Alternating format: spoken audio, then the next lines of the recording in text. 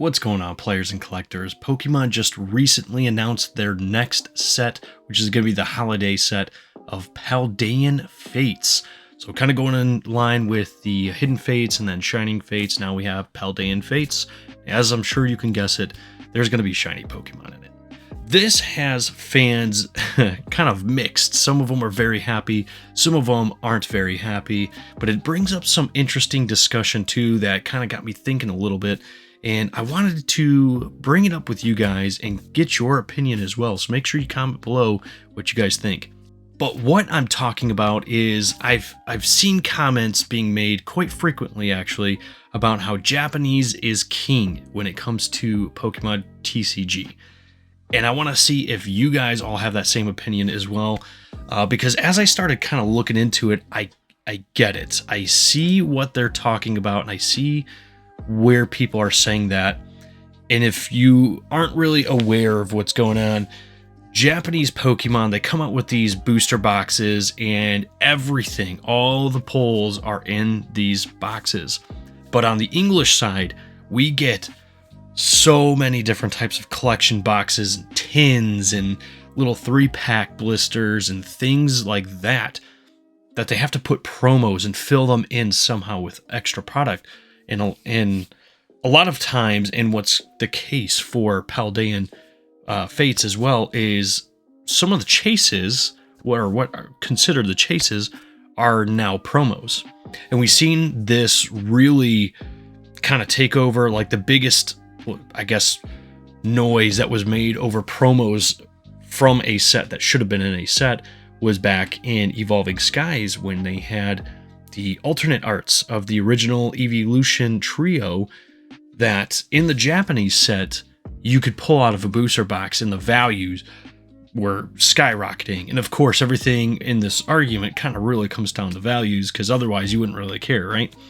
But in the English side, the Vaporeon, the Jolteon, the Flareon, those alternate art cards were made into collection boxes. And so it really drove the value, the price of these alternate arts way down on the English side because they're pretty readily available. You could go to any store, pick them up, and even now you can go online and buy them for a decent price. So with Paldean Fates, they announced that ETBs were going to be sold on Pokemon Center, of course, and then they started showcasing some of the different products that we're going to be getting when the set drops. And the moment they started dropping some of the collection boxes, people just went up in arms. And it was because they had promos of some of the more valuable sought-after Pokemon that have been revealed up to this point for the shiny subset that's in Paldean Fates. None other than the trio, the evolutionary trio of the starters. So you have, what is it, Skeledirge, what's the Quackly one? And then Meowscarada. But all three of those lines are getting shinies in Paldean Fates, kind of on par with the other two sets we've seen, but they're going to be in collection boxes. So those final forms, which are considered chase cards, are now kind of just given to you. You don't have to search for them. That chase is kind of gone. What we talked about in the last video, it's kind of being taken away from you a little bit. So people are kind of hurt about that a little bit. The big one, though, is that they showcased the new Charizard tin that's going to have the shiny Charizard and the Charizard EX, I should say. And people are just going nuts over it. They're saying they took away the best pull. They're tanking the set before it even comes out. Look, personally, as a collector and a player of the game, I love this because it makes these cards that are traditionally very hard to pull very readily available. But I get it from like the chase perspective, and if you do want to have some semblance of value, you know, if all this is partial investment, I guess, or I mean, that's really all it could come down to is partial investment. Like, you're looking at the value piece. I could see why you would be upset.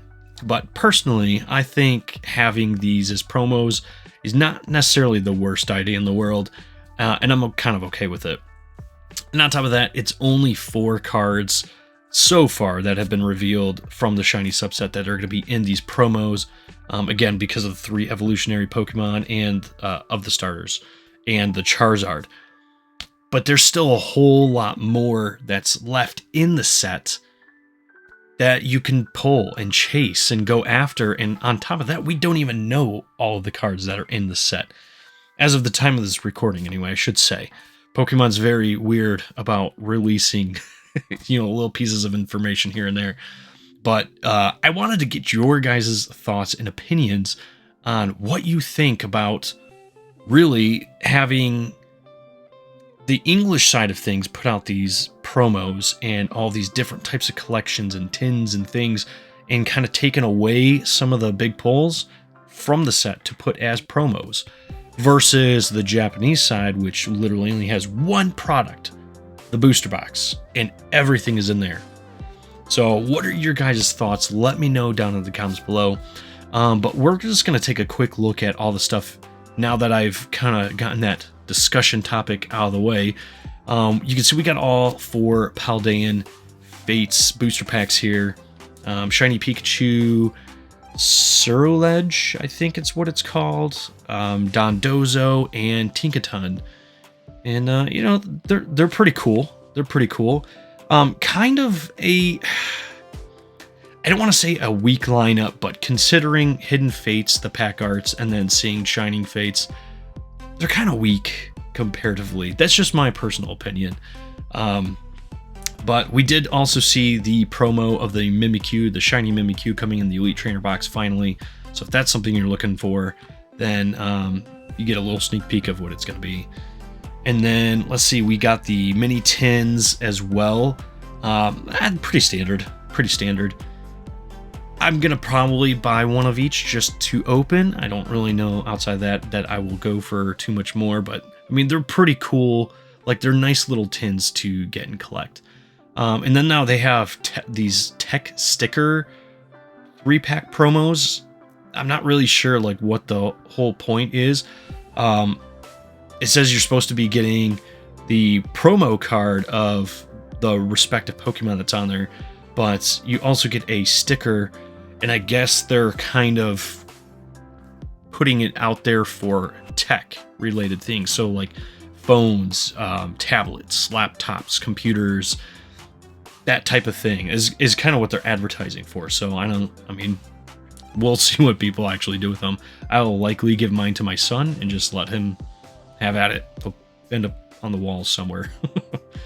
We showcased the Charizard tin already and the 3 collection boxes, but we also have the booster bundle, so that's coming back. It was kind of speculation at this point, given that Crown Zenith just did theirs.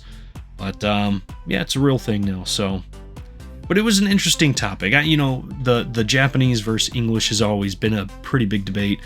Personally, I love both sides of the TCG. I love collecting some of the Japanese, and I also love collecting the English.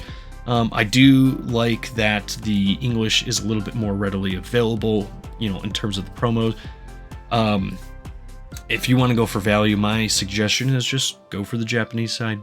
I don't know what else to tell you. But that's all we have time for today. Thank you guys once again for hanging out, and we'll see you in the next video.